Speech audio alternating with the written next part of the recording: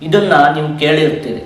ಮತ್ತೆ ಮಾತನಾಡುವಂತಹ ಸಂದರ್ಭದಲ್ಲಿ ನೀವು ಕೂಡ ಇದನ್ನು ಉಪಯೋಗಿಸಿರ್ತೀರಿ.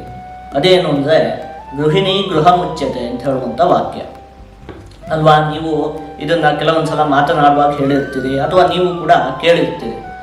ಏನಾಗಿದೆ ಅಂತ ಹೇಳಿ ಆದರೆ ಈ ವಾಕ್ಯ ಪ್ರಸಿದ್ಧಿ ಇದೆ, ಆದರೆ ಇದು ಹಿಂದೆ ಮುಂದೆ ನಮಗೇನು ಕೂಡ ಗೊತ್ತಿಲ್ಲ, ಎಲ್ಲಿದೆ ಅಥವಾ ಪೂರ್ತಿಯಾಗಿ ಏನಿದೆ ಶ್ಲೋಕ ಅಂತ ಹೇಳುವಂಥ ವಿಚಾರ ನಮಗೆ ಗೊತ್ತಿಲ್ಲ. ಅದನ್ನು ಇವತ್ತು ತಿಳಿದುಕೊಳ್ಳುವಂತಹ ಪ್ರಯತ್ನ ಮಾಡೋಣ. ನೋಡಿ, ಇದು ಮಹಾಭಾರತದ ಶಾಂತಿ ಪರ್ವದಲ್ಲಿ ಬರುವಂತಹ ಶ್ಲೋಕ, ಸಂಪೂರ್ಣವಾದ ಶ್ಲೋಕ. ನ ಗೃಹಂ ಗೃಹಮಿತ್ಯಾಹು ಗೃಹಿಣಿ ಗೃಹಮುಚ್ಯತೆ ಗೃಹಂತು ಗೃಹಿಣೀಹೀನಂ ಅರಣ್ಯ ಸದೃಶಂ ಭವೇತ್ ಅಂತ ಹೇಳುವಂಥದ್ದು ಸಂಪೂರ್ಣವಾದಂತಹ ಶ್ಲೋಕ. ಅರ್ಥ ಏನು ಅಂತ ಹೇಳಿದರೆ, ನ ಗೃಹಂ ಗೃಹಮಿತ್ಯಾಹು.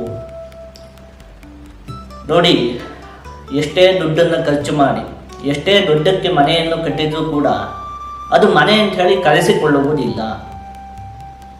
ಎಷ್ಟೇ ಖರ್ಚು ಮಾಡಿದ್ರು, ಎಷ್ಟೇ ಐಷಾರಾಮಿಯಾಗಿ ಎಷ್ಟೇ ದೊಡ್ಡದಾದಂತಹ ಕಟ್ಟಡವನ್ನು ಕಟ್ಟಿದ್ರೂ ಕೂಡ ಅದು ಮನೆ ಅಂತ ಹೇಳಿ ಕರೆಸಿಕೊಳ್ಳುವುದಿಲ್ಲ. ಯಾವಾಗ ಅದು ಮನೆ ಅಂತ ಹೇಳಿ ಕರೆಸಿಕೊಳ್ಳುತ್ತೆ ಅಂತ ಹೇಳಿ ಅಂದರೆ ಗೃಹಿಣಿ ಗೃಹ ಮುಚ್ಚತೆ. ಅದರಲ್ಲಿ ಗೃಹಿಣಿ ಸ್ತ್ರೀ ಇದ್ದಂತಹ ಸಂದರ್ಭದಲ್ಲಿ ಮಾತ್ರ ಅದು ಗೃಹ ಅಂತ ಹೇಳಿ ಕರೆಸಿಕೊಳ್ಳುತ್ತೆ. ಗೃಹಂತು ಗೃಹಿಣೀಹೀನಂ ಅರಣ್ಯ ಸದೃಶಂ ಭವೇತ್. ಸ್ತ್ರೀ ಇಲ್ಲದಂತಹ ಮನೆ ಅರಣ್ಯ ಇದ್ದ ಹಾಗೆ, ಕಾಡು ಇದ್ದ ಹಾಗೆ ಅಂತ ಹೇಳಿ ಹೇಳಿರುವಂಥದ್ದು.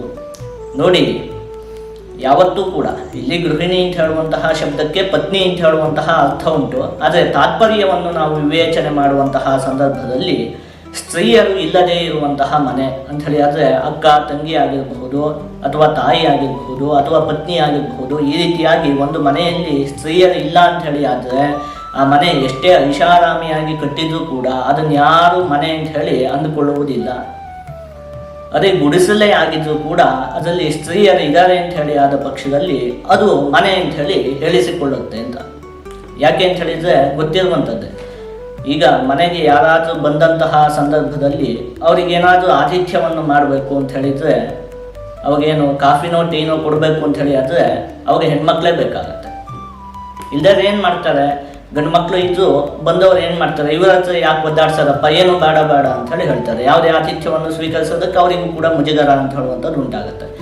ಅಥವಾ ಮನೆಗೆ ಯಾರಾದರೂ ಮುತ್ತೈದೆಯರು ಇತ್ಯಾದಿ ಅವರು ಬಂದರೂ ಕೂಡ ಅವರಿಗೆ ಒಂದು ಅರಿಶಿಣ ಕುಂಕುಮವನ್ನು ಕೊಡಬೇಕು ಅಂತ ಹೇಳಿ ಆದರೂ ಕೂಡ ಹೆಣ್ಮಕ್ಳೇ ಬೇಕಾಗುತ್ತೆ.